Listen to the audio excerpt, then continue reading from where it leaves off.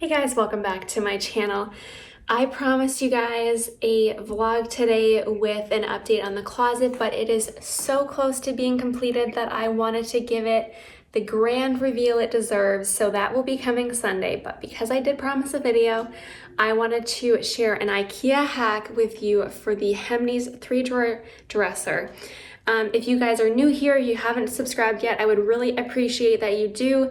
Then you'll be sure to get the update on the closet reveal when it comes on Sunday and all the other home projects that I am working on. So here is the beautiful transformation of the 3-drawer Hemnes. So I'm going to show you step by step how I added this trim to the drawers. This can be done to the Ikea 3-drawers Hemnes. And there is another one that I will throw up on the screen here so you guys can see. It really makes it look so much better, as well as changing the knobs out. So I'm gonna walk you through how to do that.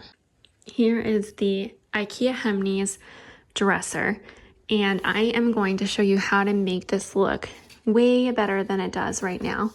So there are a few different ways to do this. So I'm gonna show you the two different types of trim that I would use. So this is a panel molding, and this is a half moon molding. So I will show you how those look on here. So here is the half moon, and then here is the panel molding. So they're both very different looks. I am going to go with the half moon, and I'm going to be putting it on the edges of the drawers. You could inset it a little bit as well, that's another option, but I am going to do it on the edges like this. For this project, you're going to need a few things. So the first is a miter box and saw. You can normally buy these as a pair. It's not super expensive, and I will link that in the description box so that you can find all of these things.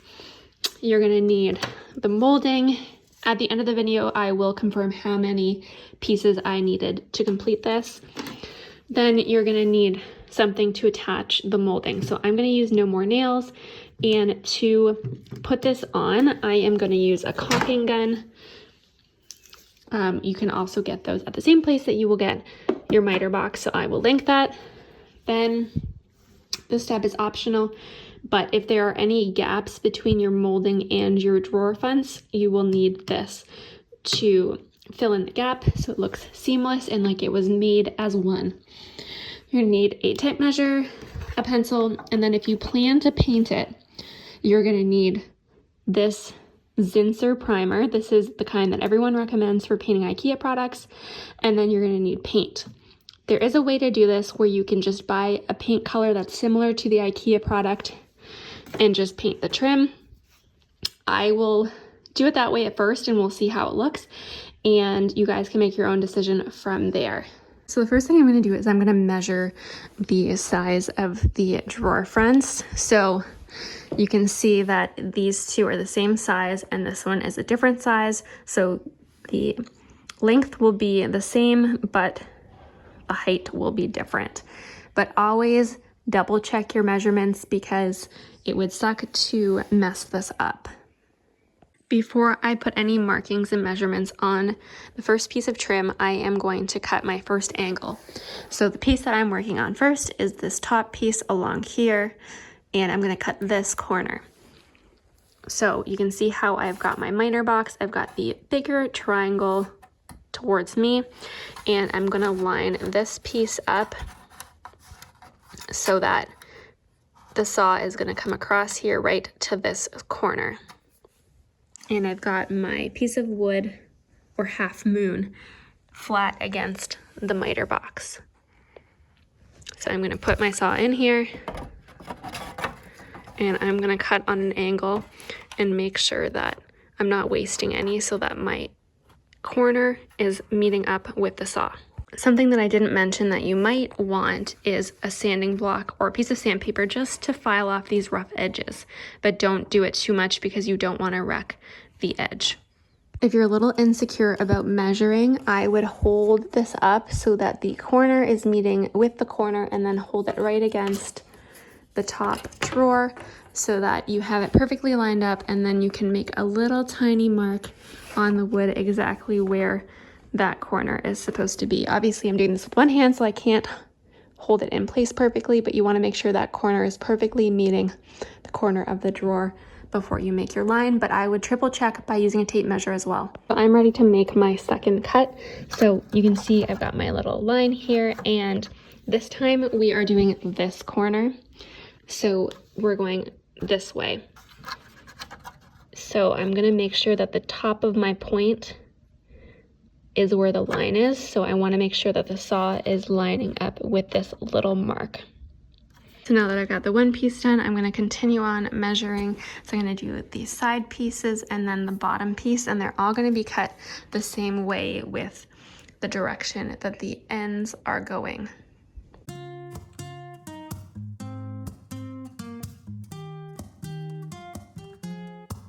I'm out of reasons, I'm out of rhyme, but I'll only tell you that I'm out of time. So I have the first pieces on the top that are on. So you're gonna wanna follow the directions of the No More Nails.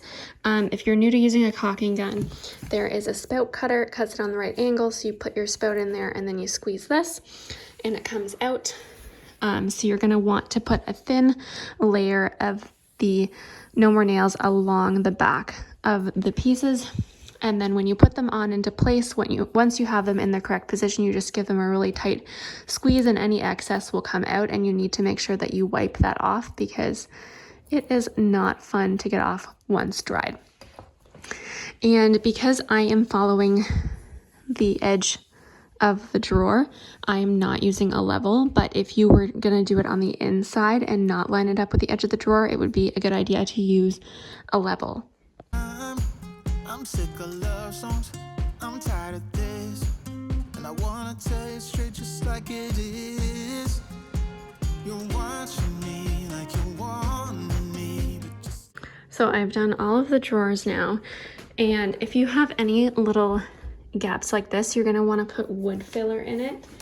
This is the kind that I have right now, but my favorite kind is by the same brand as this. So it's DAP, it has a pink lid, and it says wood filler on it.